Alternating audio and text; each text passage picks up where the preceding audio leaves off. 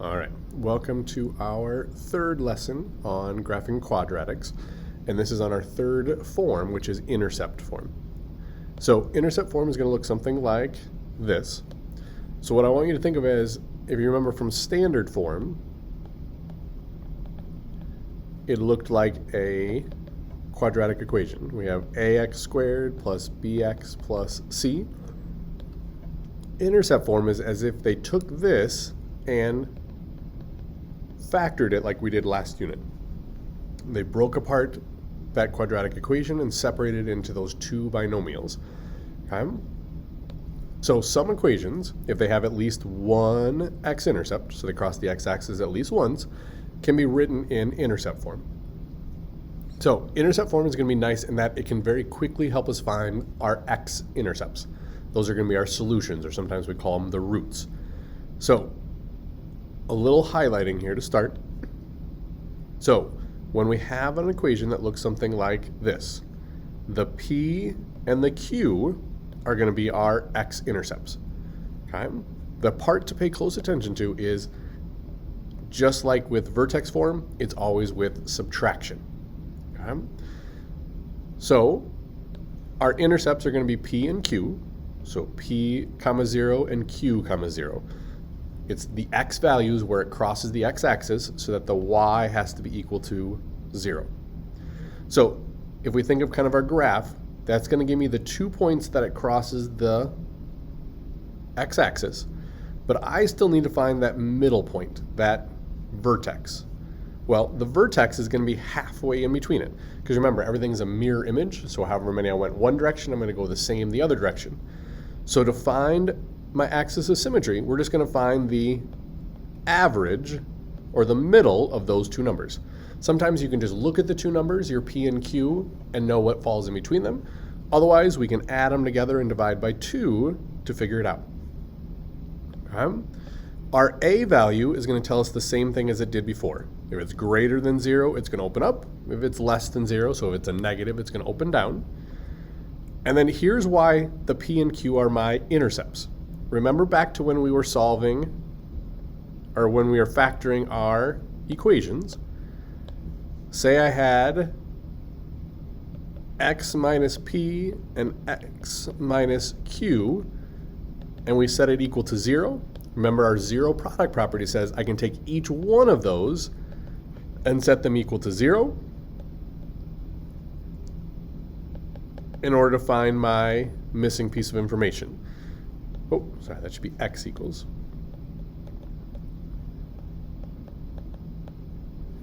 So we can set each one of those equal to 0, meaning our y is equal to 0, and our x is going to be that p or q value. Okay? Or another way to think about it is, what could I put in place of x so that when I subtract away p, I get 0? Well, I would want to put in p minus p, so 3 minus 3 or 7 minus 7 is how I'm going to get to 0. So we're going to very easily be able to identify our x-intercepts. We're going to find the halfway point for our vertex. It's still going to have the same rules in terms of whether it's opening up or whether it's opening down, whether it's wider or narrower. And then we just have to go ahead and graph it. Okay? The one part that we're still going to have to do a little bit of work with is our vertex, because we're going to know what our x is from the axis of symmetry. We're going to plug that in to our equation and solve for y just like we did in standard form. Okay? We do still have to do that little bit of work to find the coordinates for our vertex. All right, so let's see that in action. So first we need to find our x. Okay? Well, to do that, let's find our intercepts first. So think of it as, what would I put in place of x to get it to equal 0? Well, I'd have to have a negative 3. Or what would I put in place of x to get to 0? Well, I would need a 1. So my x-intercepts are negative 3, 0, and 1, 0. Okay? My axis of symmetry is halfway in between those. So what is halfway in between negative 3 and 1? Well, some of you might be able to just think your way through it on your number line. For others of us, we go ahead and do the math. Negative 3 plus 1 divided by 2. Remember, you always divide by how many numbers you added together. Negative 3 plus 2 is negative 2. Divided by 2 is x is equal to negative 1. That's my axis of symmetry, is going to be at x of negative 1. To find my vertex, remember that's my x and my y. Well, I know my x is going to be negative 1. I need to know what my y value is. Well, same rule as with standard form. We're going to plug it back into our equation. We're going to plug in negative 1 for x, and we're going to solve for y. Negative 1 plus 3 is 2. Negative 1 minus 1 is negative 2. So y is equal to negative 4. So that's the other half of my vertex. So my x is my axis of symmetry. My y is what do I get when I plug that number in. Okay. This one has an a value that's a positive one. So I'm going to have a minimum, meaning it's opening up. Okay. And then let's go ahead and graph this one with what we know. We know my vertex is at negative 1, negative 4. I know it's going to cross at negative 3, 0, and 1, 0. So I know some of those numbers already. So I know my vertex is negative 1, negative 4. I know it's going to cross at 1 and 0. But then I use my table of values to fill in the rest. So in between there, I should have a 0. Well, that's going to be at negative 3. And then I have a 1 at 0 and a 2 at 5. So that's going to give me the rest of my data. So negative 1 and 4, 0 and negative 3, which means I have the mirror image over here. 1 and 0, and then 2 and 5, and it's mirror image over here. So I can very quickly graph that data, knowing the vertex and the intercepts, and then I use my table of values to fill in those additional points. So my domain is going to be x such that x is all real numbers again. My range is going to be y such that y is greater than or equal to. Remember, it's always based off of that y value, greater than or equal to negative 4. Okay. All right, so it's a little clunky the first time, but let's take a look at a second one for us.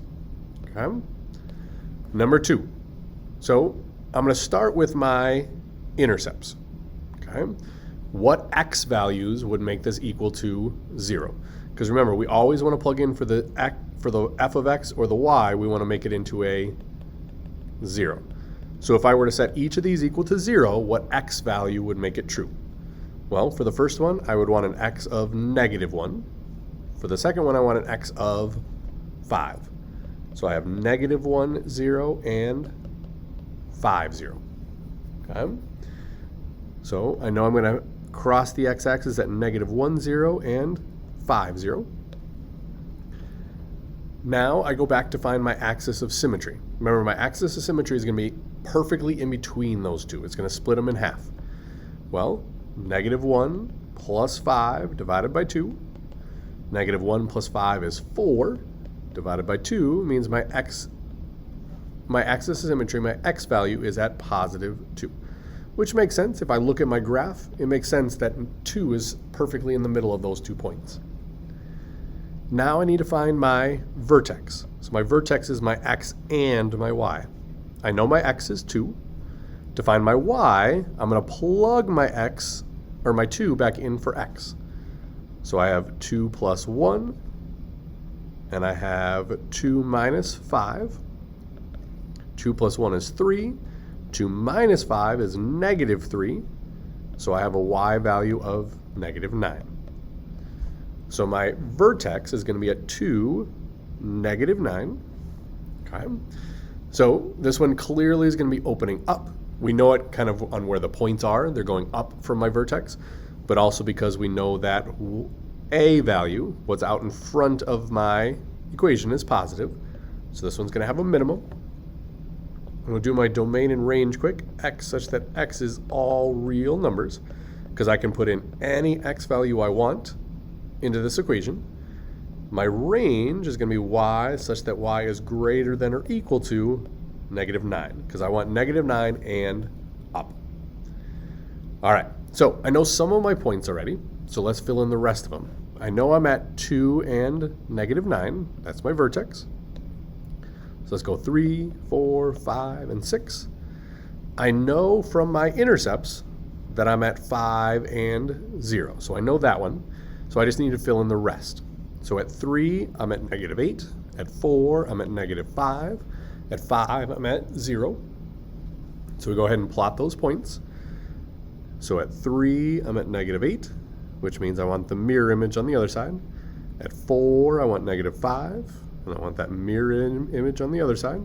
And then I already have my intercepts there with my 0. So I'm going to go ahead and draw my parabola, and I have graphed that equation. Okay? So the key is solving or setting each of those equal to 0 to find your x-intercepts. That'll help you find your axis of symmetry because it's halfway in between. Then we find our vertex point by plugging our x back in for y. So let's do one more together. All right, so again, start with your intercepts. Set y equal to 0. So I want to know what would I put in place of x to turn each of those equal to 0. So x minus 4 equals 0, and x minus 6 equals 0. Well, to get x minus 4 equal to 0, my x has to be 4, so 4 comma 0. To get x minus 6 equal to 0, I want 6 for my x. So I'm going to cross at 4, 0, and 6, 0. Okay? So looking at that, my axis of symmetry is going to be halfway in between. So hopefully that one's one that we can just kind of do mentally. We know our axis of symmetry is x is equal to 5, because it's going to be in the middle of those two values. Okay? For my vertex, I know my x value is 5. I want to know my y value. So I'm going to rewrite my equation, plugging in 5 in place of my x. So I have 2 times 1 times negative 1. So y is equal to negative 2. So my vertex is at 5, negative 2. It's going to be down here. Okay? It's clearly opening up again, so I have a minimum. My domain is x such that x is all real numbers. And my range is y such that y is greater than or equal to, remember, greater than or equal to your y value, negative 2. That's the bottom of my graph. Now my table of values, I always start with my vertex at 5, negative 2, and then I have 6 and 0, so I can fill in my next couple here. So I have a 7 and a 6, and then my 8's going to be off my chart, so I know I can't go that far. So I have negative 2, 0, 5, negative 2, 6, 0, and then 7 and 6. And we do its mirror image on the other side. And then we go ahead and draw our parabola through those points. Okay? All right, hopefully that gives you a good idea. It's really just changing up those first couple of steps to get us going, and then the rest is very similar to what we were doing for standard form.